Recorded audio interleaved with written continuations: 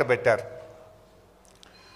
అయితే ఈరోజు దాని మీద నిజాలు వాస్తవాలు రాష్ట్ర ప్రజల ముందు ఉంచాలనే ఉద్దేశంతో ఈ పీపీటీని ఈ ప్రెస్ కాన్ఫరెన్స్ను నిర్వహించడం జరుగుతూ ఉంది. గత 20 నెలలుగా రాష్ట్రంలో చూస్తే రేవంత్ రెడ్డి గారు పాలన గాలికి వదిలేసి రాజకీయ కక్ష సాధింపు చర్యలకు పాల్పడుతూ ఉన్నారు. రాష్ట్రంలో పాలన లేదు, ఎక్కడా రైతులకు యూరియా దొరుకుతలేదు, హాస్టల్ పిల్లలు ఆసుపత్రుల పాలవుతూ ఉన్నారు, తరగతి గదుల్లో చదువుకోవాల్సిన విద్యార్థులు ఫీజు రియంబర్స్మెంట్ విడుదల చేయాలని, ఉద్యోగాలకు నోటిఫికేషన్లు ఇవ్వాలని రోడ్లెక్కుతున్న పరిస్థితి, వర్షాలు పడక నీళ్లు రాక పంటలు ఎండిపోతున్న పరిస్థితి, ఈ రకమైన పరిస్థితులు రాష్ట్రంలో ఉన్నాయి. కానీ రేవంత్ రెడ్డి గారు మా ప్రభుత్వం మాత్రం డబ్బులు దంచుకునేందుకు కమిషన్లు, ప్రతిపక్షాల మీద కక్ష సాధించడం కోసం రాజకీయ కమిషన్లు. ఇవాళ ఏం జరుగుతుందో రాష్ట్రంలో ఎవరిని అడిగినా చెప్తారు. ఫైనాన్స్ డిపార్ట్మెంట్లో బిల్లు పాస్ కావాలంటే 10%, 12% కమిషన్లని కాంట్రాక్టర్లే సెక్రటరియట్లపై ధర్నాలు చేస్తున్నారు. ల్యాండ్ కన్వర్షన్ కావాలంటే కమిషన్లు, బిల్డింగ్లకు అనుమతి రావాలంటే కమిషన్లు, మొత్తం కూడా ఈ రాష్ట్రంలో అంతా కమిషన్లమయం చేసినారు. డబ్బులు దండుకోవడానికి కమిషన్లు, ప్రతిపక్షాల మీద మరి కక్ష సాధించడం కోసం మరొక వైపు కమిషన్లు. ఈరోజు 2 పార్టీలు కాంగ్రెస్ బీజేపీలు ఇద్దరూ కలిసి కుట్ర చేస్తూ ఉన్నారు. 2 పార్టీలు కలిసి రాజకీయంగా ఇలా కక్ష సాధింపు చర్యలకు అటు కేంద్ర రాష్ట్ర ప్రభుత్వాలు ప్రయత్నం చేస్తూ ఉన్నాయి. మనం చూసాం ఎన్డీఎస్ఏ రిపోర్ట్.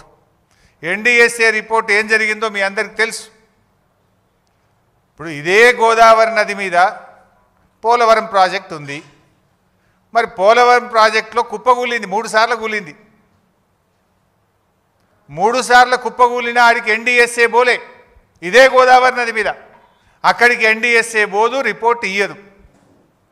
కానీ మేడిగడ్డ బ్యారేజ్ మీద మాత్రం పిలవకుండానే, రాష్ట్ర ప్రభుత్వం కోరకుండానే హడావిడిగా వచ్చి అసెంబ్లీ ఎన్నికల ముందు ఒక రిపోర్టు, పార్లమెంట్ ఎన్నికల ముందు ఒక రిపోర్టు, బీఆర్ఎస్ పార్టీ రజతోత్సవం జరుపుకుంటే దాని ముందు ఇంకొక రిపోర్ట్ ఇస్తారు.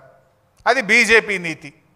ఇప్పుడు ఇక స్థానిక సంస్థల ఎన్నికలు వచ్చినాయి, రేపో మాపో లోకల్ బాడీ ఎలక్షన్లు వస్తున్నాయి. అంటే ఇప్పుడు మేడిగడ్డ, సుందిల్ల, అన్నారం మీద కాళేశ్వరం కమిషన్ రిపోర్టును మళ్ళీ బయటపెట్టి రాజకీయ కుట్రలకు ఈరోజు ఈ ప్రభుత్వం పాల్పడతా ఉంది. అంటే ఎంత దుర్మార్గంగా, దానికి మీడియానే సాక్ష్యం. మీరే ఇక పిలుస్తుండ్రు అని రాసిండ్రు కమిషన్ ముందుకు. మీరే రాసిండ్రు కేసీఆర్ గారిని, హరీష్ రావు గారిని పిలవవలసిన అవసరమే లేదు, నివేదిక పూర్తయింది, రేపో మాపో ఇస్తారని మీరే రాసిండ్రు కదా. ఆ తర్వాత మళ్ళీ ఏం జరిగిందో ఏందో తెలియదు కానీ రేవంత్ రెడ్డి పోయి మరి ఏమైనా దండం పెట్టిండో ఏం చేసిండో కానీ రాత్రికి రాత్రే కమిషన్ గడువు పెంచిండ్రు. మళ్ళా రాత్రికి రాత్రే లీకులు. ఏమని? హరీష్ రావు గారిని, కేసీఆర్ గారిని కమిషన్ పిలిచింది, మాకు నోటీస్ రాలే. గమ్మత్ ఏంటంటే మాకు నోటీస్ రాలే, మీడియాలో మాత్రం లీక్ వచ్చింది. ముందు రోజేమో పిలుస్తలేరు, రిపోర్ట్ ఇచ్చిండ్రు అన్నారు. తెల్లారేమో లే రిపోర్టు ఎక్స్టెన్షన్ ఆఫ్ టైం అయింది కమిషన్కు, నోటీస్ ఇచ్చిండ్రు అన్నారు. మాకు నోటీస్ రాలే కానీ మీడియాలో మాత్రం నోటీస్ వచ్చింది. అంటే ఇదంతా ఒక కుట్రతో జరుగుతున్నది అనేది చాలా స్పష్టంగా మనకు అర్థమవుతా ఉంది. అయితే నిన్న ప్రభుత్వం ఏమో ఒక 60 పేజీలతో రిపోర్ట్ రిలీజ్ చేసిండ్రు. ఆ రిపోర్ట్ చూస్తుంటే అవాస్తవాలు, అబద్ధాలు, రాజకీయ దురుద్దేశాలతో కూడినటువంటి ఒక 60 పేజీల రిపోర్ట్ను బయటపెట్టినారు. ఇప్పుడు ఇంతకది పూర్తి రిపోర్టా, కమిషన్లో ఉన్న విషయాలే చెప్పారా, ప్రభుత్వం ఏమన్నా వండి వార్చిందా? ఇప్పుడు పూర్తి రిపోర్ట్ బయటకు వస్తే డెఫినెట్గా బీఆర్ఎస్ పార్టీ ఇంకా గట్టిగా స్పందిస్తాం. అసెంబ్లీలో పెడతామంటున్నారు.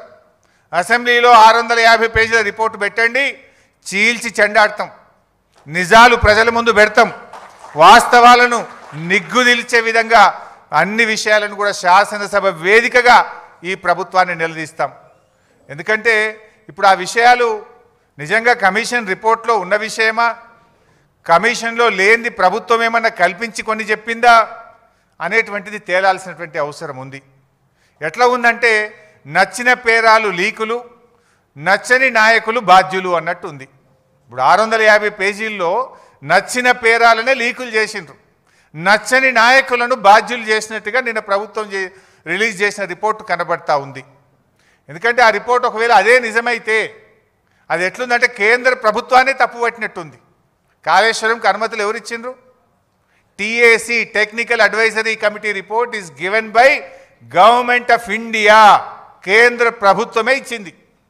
ఒకవేళ ఆ రిపోర్ట్ నిజమే అయితే కేంద్ర ప్రభుత్వాన్ని తప్పుపట్టినట్టు, అన్ని అనుమతులు ఇచ్చిన సెంట్రల్ వాటర్ కమిషన్ను తప్పుపట్టినట్టు, ఇంజనీర్లను తప్పుపట్టినట్టు, రిటైర్డ్ ఇంజనీర్లను తప్పుపట్టినట్టు, బ్యూరోక్రాట్లను తప్పుపట్టినట్టు.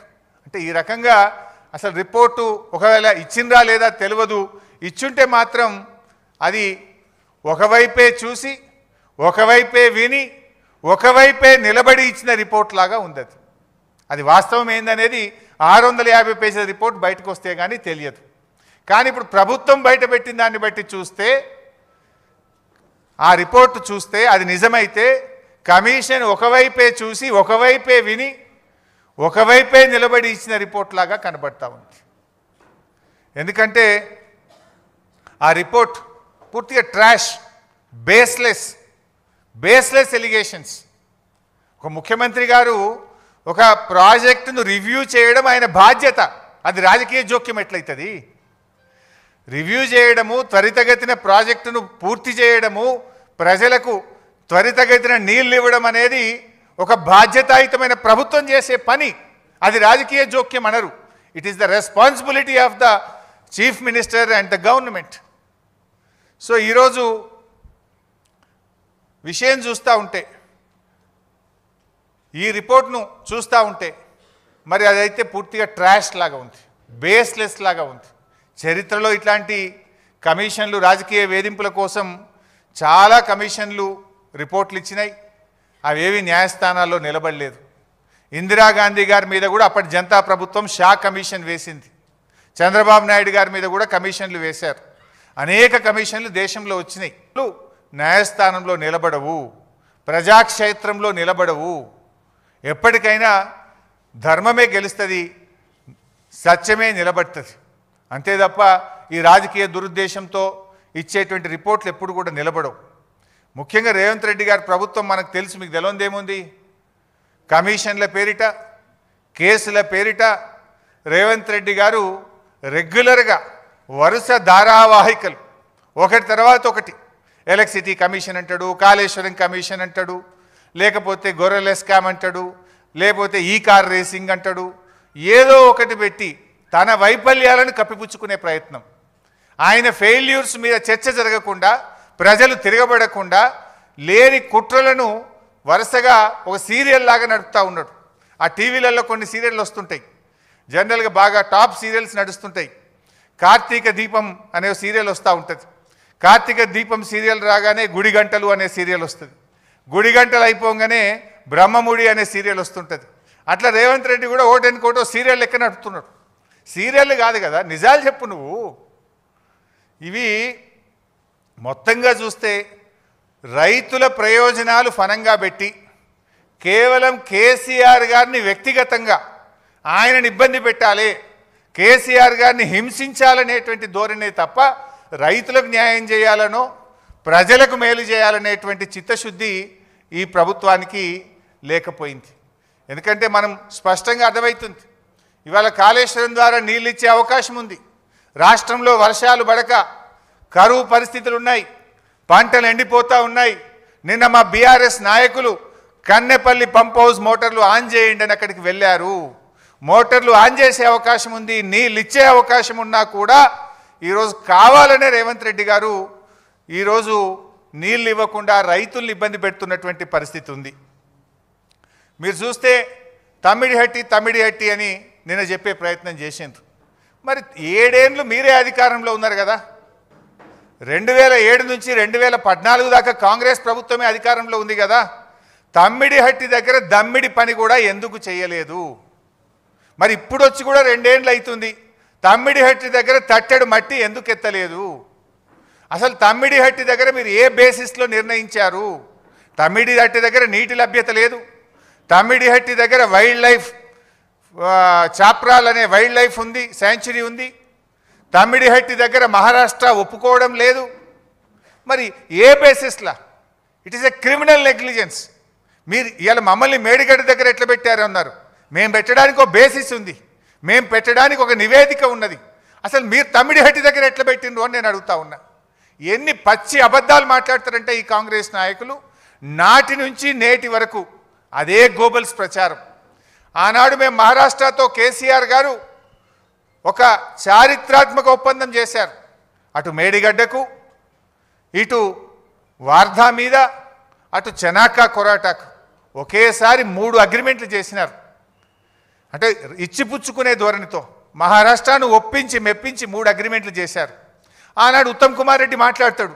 ఏమని మాట్లాడిందంటే, లేలే మేము ఆల్రెడీ 152 మీటర్లకు అగ్రిమెంట్ చేసినాం, నువ్వు ఎట్ట తగ్గించినవు అన్నాడు. ఆనాడు ఎయిర్పోర్ట్లో కేసీఆర్ గారు మాట్లాడారు, ఉత్తమ్ కుమార్ రెడ్డి నువ్వు 152 మీటర్లకు అగ్రిమెంట్ చేసుంటే ఇంకా గంట సేపు నేను ఇన్నే ఉంటా, నువ్వు రా, ఆ అగ్రిమెంట్ నాకు చూపి నేను ఇక్కడ నుంచి రాజ్ భవన్కు పోయి రాజీనామా చేస్తాను. ఆ రోజు కేసీఆర్ గారు సవాల్ చేశారు. ఇది నేను నోటి మాట చెప్తలేను, ఆ వీడియో కూడా మీరు చూడండి కావాలంటే. ఆనాడు కేసీఆర్ గారు బేగంపేట ఎయిర్పోర్ట్లో ఆనాటి ఉత్తమ్ కుమార్ రెడ్డి ఫేక్ మాటలకు, గోబల్స్ మాటలకు ఏ రకంగా సవాల్ విసిరినారో ఒక్కసారి చూద్దాం. ఈ రాష్ట్ర ప్రదేశ్ కాంగ్రెస్ కమిటీ అధ్యక్షుడు ఉత్తమ్ కుమార్ రెడ్డి, ఆయనతో పాటు శాసనసభలో ప్రతిపక్ష నాయకుడు జానారెడ్డి ఇద్దరు కలిసి ఏం మాట్లాడతారు? 152 మీటర్లకు తమ్మిడిహట్టి ఒప్పందం కుదిరింది అని మాట్లాడాడు. ఉత్తమ్ కుమార్ రెడ్డి, నీవు నిజంగా నిజాయితీ ఉన్నవాడవైతే నేను ఎట్లయినా బేగంపేట ఎయిర్పోర్ట్లో ఇంకో అర్ధగంట 40 నిమిషాలు ఉంటా. నీకు దమ్ముంటే ఆ ఒప్పందం కాగితం తీసుకొని బేగంపేట ఎయిర్పోర్ట్కు రా.